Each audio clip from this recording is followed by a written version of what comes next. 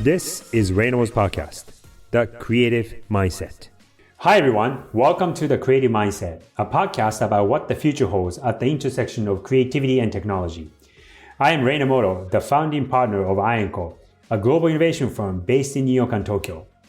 Today's segment is AMA, Ask Me Anything, where we invite the listeners who sent in questions and turn that into an open discussion with them on air. Today's question comes from Roy Husada, a Canadian-born design entrepreneur who in 2015 packed up everything and moved across the pond to Japan. Since then, he started his own creative firm, Rival Schools, in Tokyo. I write a weekly newsletter on Substack called The Intersection, and Roy responded to one of them a couple months ago asking for my perspective on hiring.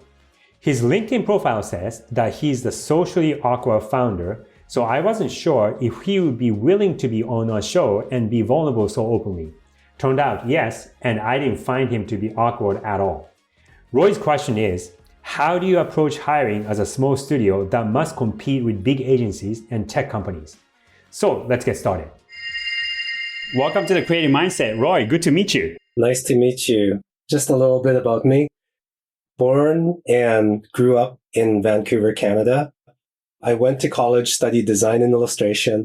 I actually worked for a small Japanese company in Vancouver for a few years during the .com era. So when that started, that's when my career also started. After that, I moved to a smaller agency. It was a 30-person agency. After that, I started a company with two other people and in Vancouver, did that for a few years. And then I moved to Japan and started another company in Japan. And I've been doing that for about 8 years as well. Mm-hmm. The question I had for you was hiring. And as a small company, hiring is obviously very competitive in Japan, anywhere else as well. And especially in the creative industry, I think good talent is especially challenging to, gain into your company. Right. And, Japanese culture tends to be an allure for bigger agencies because of stability, because of the brands that they get to work with. Also, and the salaries or the perks of tech companies as well. Until recently, tech company has been a large kind of competitor when it comes to hiring creative people. And, at my company, I have about 10 people on my team. We're like a small company, but I do try my best to hire, the best people I can with such a small team. And I think maybe you're also in a similar boat. And I guess I just wanted to hear a little bit from you about how you approach hiring and, stay competitive and all those kind of things. It's a simple question, but it's very deep question at the same time. And I think there are so many ways to look at that question and so many different ways to answer. People start following an individual because it's that individual. And same thing with me, my company, and probably same thing with you, your company. People come join you, but because it's you who is leading the company, right? So the first thing that I would share with you is to start thinking about if you have codified the way you think and the way you work as a company in a way that can become something that new people can look to and say, oh, I want to join this company because not only Roy is working at this company and I'm curious about what he does and what he is, but also I feel the teaching or the method or the thinking that they have as a company, that resonates with me. Right. And in our case, we had written something called the I&Co Maxims. And this was it was literally within the first 3 months of starting the company. Yeah. It's a set of principles that we had written, and they became a useful device, especially when making decisions literally on a day-to-day basis. If we are looking at an idea, if we are trying to decide what to do, if we're trying to decide whether to pursue this client or that client, whether, should we do this or should we not do this? We we've had these what we call maxims that have stayed with us pretty much from day one of our company, which is 7 years ago. And that's been a very useful decision making framework or filters that people gravitate towards. And that has become the set of maxims that we've written 7 years ago is by far the most useful recruiting or hiring tool that we've ever had. And it was, again, I'm making it sound easy, but it was something that we realized in hindsight, and we didn't realize how valuable it was when we wrote it, but it is something, codifying your belief system, codifying and putting down into words how you should behave as a company and as a group of individuals can be a very, very powerful tool in hiring people. Right. That helps you with qualifying the right type of person that I think is suitable for the culture and like the work environment for your company, right? Yeah. So I mentioned about the maxims, IANCO maxims that we wrote literally within the first few months of us starting the company. And we started off by writing, and, it was maybe about 5 of us at that point. And we started just literally on Post-it notes and pieces of paper, what are the things that are important to us? What kind of work do we want to do? How do we want to behave? And what are the important aspects of a company that we are about to build? And started off with individual words like creativity, trust, innovation, inspiration, those types of professionalism, integrity, those types of adjectives and nouns that are relatively common in corporate language, in many corporate language, right?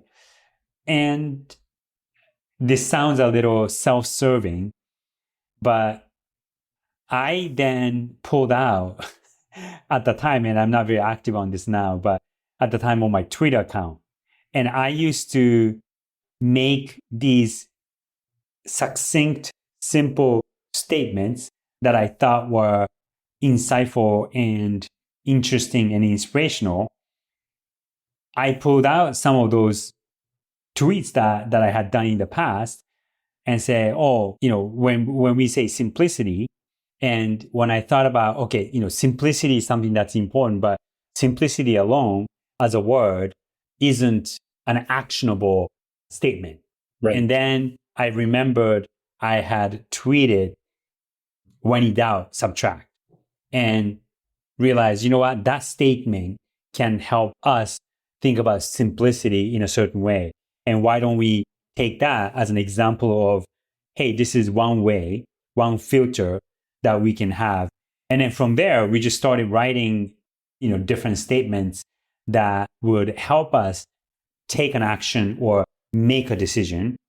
And spent probably not too long, a few weeks writing these maxims. Okay. Yeah, it was literally within the course of 4 to 6 weeks or so, writing and rewriting, and discussing each week, every week, with the team member. At the time was, like I said, was about 6 people, 5 or 6 people, and then narrow down to actually 7 that we all felt could be useful in helping us decide and helping us behave in certain ways. So that's how the maxims were conceived and born. Right. Couple years down the line, actually, so that was in 2026. And then actually 2020, when COVID hit and when the Black Lives Matter movement started to become a major social movement, we added an additional maxim to the list of maxims that we have. And that's be just and do right. And that was our reaction and pledge to social justice? I see. Part of the challenge I feel is, there's so many layers of challenges. Mm-hmm. The kind of agency that we are moving, our goal is to become a very global agency in Japan. And everyone in our team at the moment is bilingual. So that poses already an immediate challenge for hiring. Yeah. Right? Yeah. That's just one layer. The other layer is the fact that we have like a very Western blend, but also Japanese blend of creative approach. And so it's not bilingual in just language, but also the creative style, like the approach. And we don't want somebody who thinks too Japanese, and we don't want somebody who, is completely unaware of the Japanese creative scene at all, right? And so those have been, and then of course that culture fit, their personality, their work ethics, all that kind of stuff. So it's just been like this constant trifecta of challenges for hiring. And then my assumption has always been like those people who have all those components would, they're highly sought after. And obviously, the recruiting industry in Japan is extremely, I think, aggressive. There's like a lot of companies, it's huge. It's huge here. It's so surprising how big recruiting is in Japan. And so it is. I always feel like I feel like a tumbleweed, like I have no control, and like, other companies have the advantage because, they have more budgets and all that kind of stuff. And, I'm doing my best to network and try to like look for people. But at the same time, the more I do that, the less I work on my business, and I'm still also actively working in projects as well. So that's also a challenge. So trying to juggle all these things at the same time has been, obviously it's a priorities organization issue, I think, and understanding where, my responsibility as the leader of the company lies. But at the same time, I kind of wanted to figure out like because as a small company, starting a company, you have to kind of like fill the gaps that are there and evolve as things change. But at the same time, like how everyone, I think, struggles with this, but I'm trying to get out of it. I see these steps ahead of me, and I want to kind of also hear like how others have been taken how they've taken these challenges one by one. And it does come down to hiring. And in my case, when I started my office in Tokyo, it was the second time. The first time I started an office in Tokyo was at the previous agency that I was working for.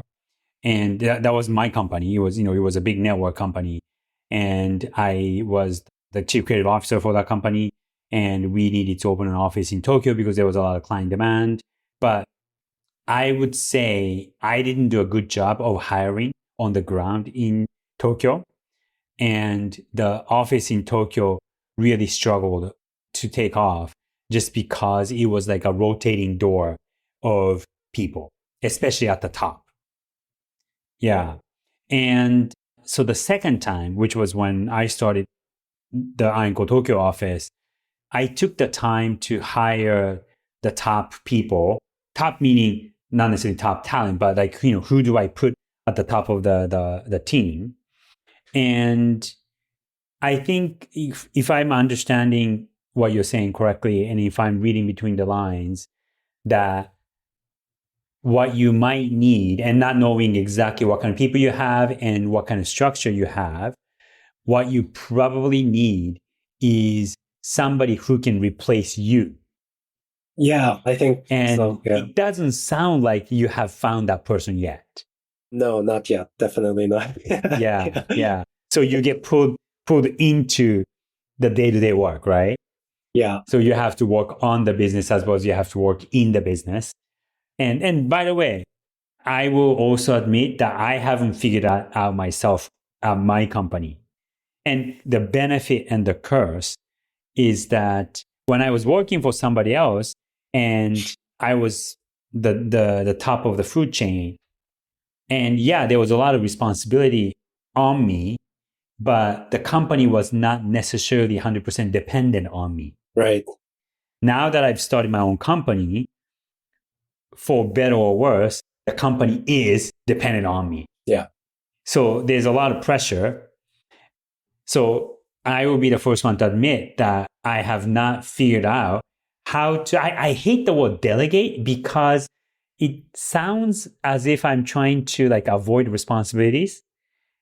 So I don't like the word delegate, and I also don't like the word empower because I feel like it's such a cliche word these days.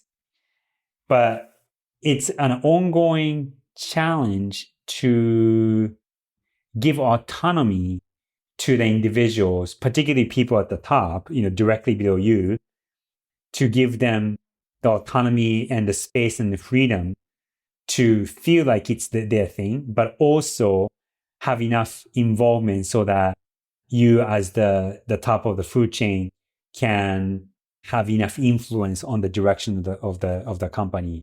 So it sounds like, what you may want to focus on in the next 6, 12, 18 months or so is to either replicate what you do in somebody else or get somebody to be better than you and better at what you do and to be able to do what you do better than you can do. It also needs to be known that it exists in the first place, right? Yeah. Yeah, of course. Yeah. So, I mean, in our case, I spent almost 2 decades in the industry. And like you said at the beginning, I worked for a couple of big and notable agencies. So I was able to build my career and build a name to some extent to get my name out there. Yeah. That's one thing. But what's interesting, having said that, what's interesting though is I would say half the people that we have now, at least half, people didn't know about us when they joined, and they didn't know about me. Oh, okay. Some people knew about me, and some people knew about Ironco, but we've had a fair amount of people join us, even though they didn't know us. Yeah. So, for instance, like in Japan, where you are now, we have an office, and we have about 22 people plus, contractors, so probably about between 25 and 30 people. And the first 2 people that I hired, one person was somebody that I had worked with and I knew who he was and I had a lot of trust in him. So I tapped on his shoulder and say, hey, would you like to join us? And then the other person who joined to become one of the 2 founding members of Ironco Tokyo, he just happened to Google design, technology. I don't know exactly what the combination of keywords that he typed, but apparently our company's name came up in a Google search. Okay. And mind you, we hadn't done a lot of SEO or search engine optimization, so it was totally random. So he just clicked on the link, went to our website, and found it interesting, and he emailed us randomly. So it wasn't because of some press that we got. It wasn't because of the interview that I had done. It wasn't because of any public, PR activities that we did, right, that the initial set of people to be interested in us. So it was just a combination of saying the right things and just knowing what the specific angle that as a company that we wanted to have. Oh, okay. And that happened to find its audience. So, like I said, the 50% of people that we've hired, they didn't know about us and they just happened to be found by us.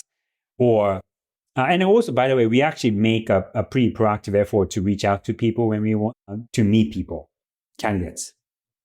You mean like when you see somebody on Instagram or something and you think they're very talented and you like reach out to them, or?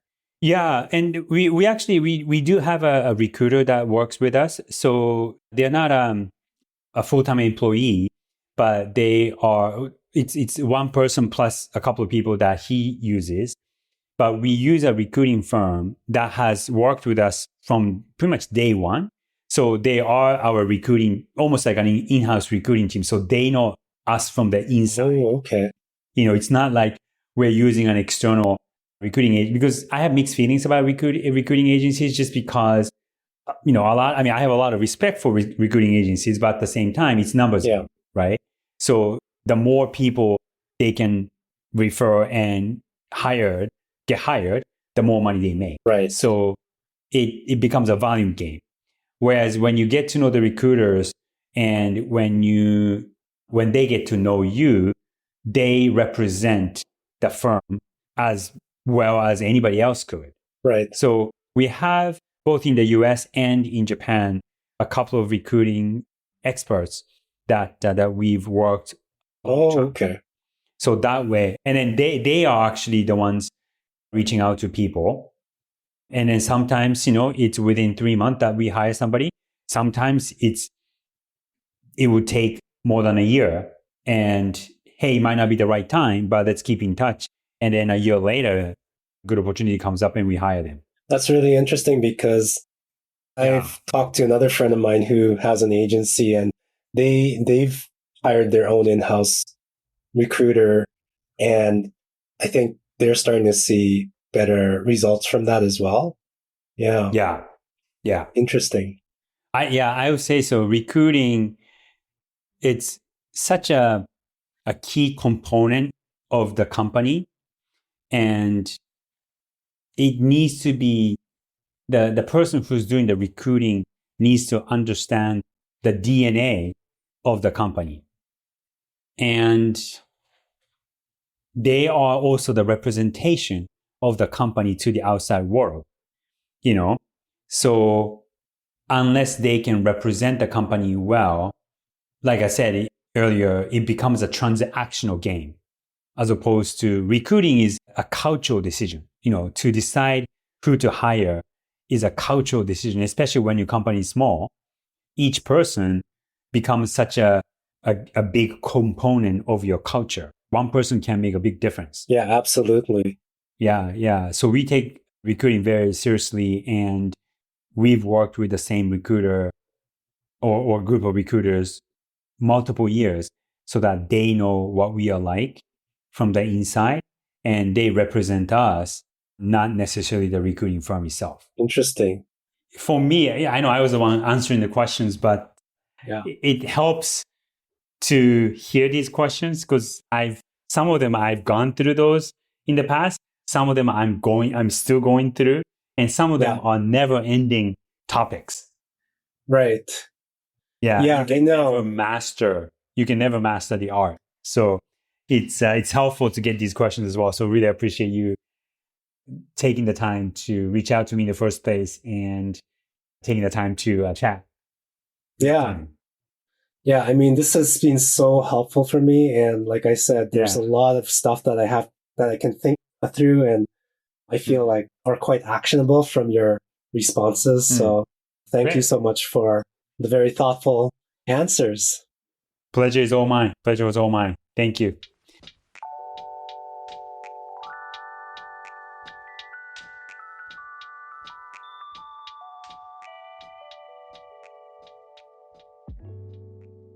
So that was AMA, Ask Me Anything. The question came from Roy Husada, a design entrepreneur and the founder of Rival Schools, a creative design firm based in Japan. When he reached out to me to ask me a question about hiring, and as I found out who he was and what he does, I was first very impressed by the fact that he's not from Japan. He's somebody who moved to Japan after he graduated from school and after he had several years of experience in Canada.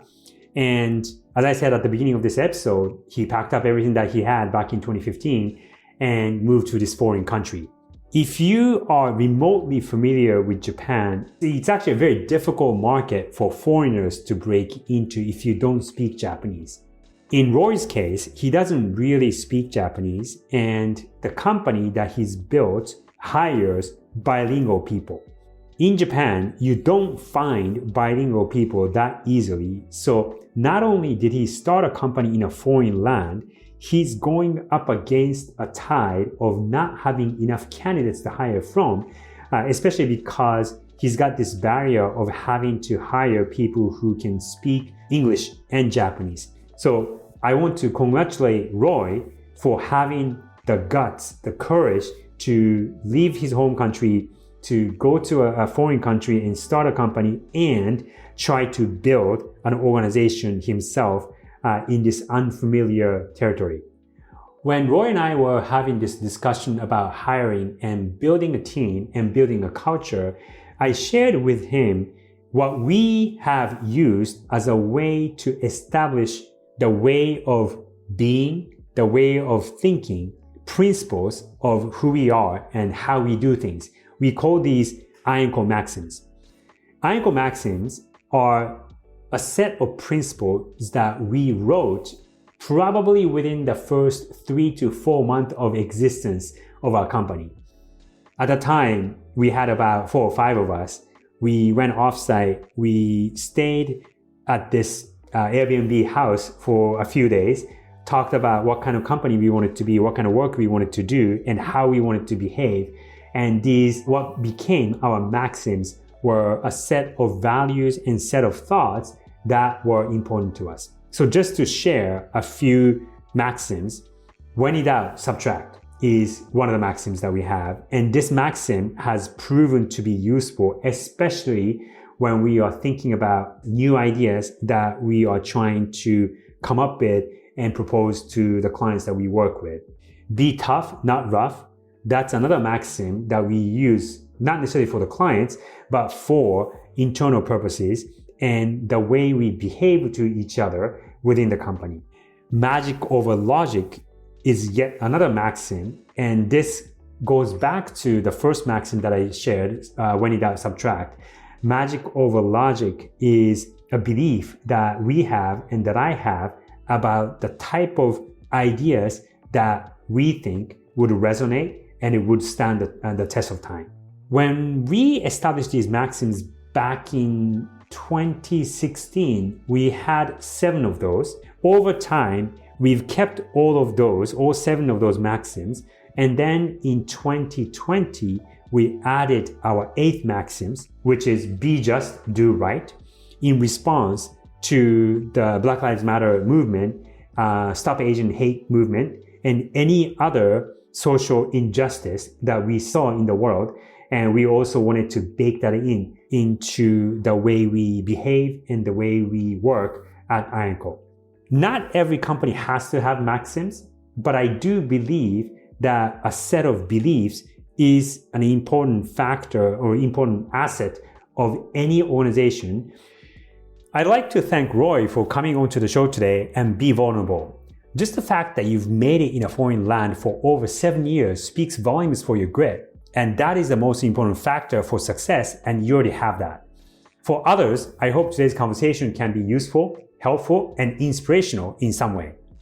If you're listening to this on Spotify, there's a Q&A field, so please do send us your questions and comments. If you're listening to this on Apple Podcasts, and if you like our podcast, please leave us a 5-star rating. We'll be so grateful. I'm Ray Namoto, and this is The Creative Mindset. See you next time.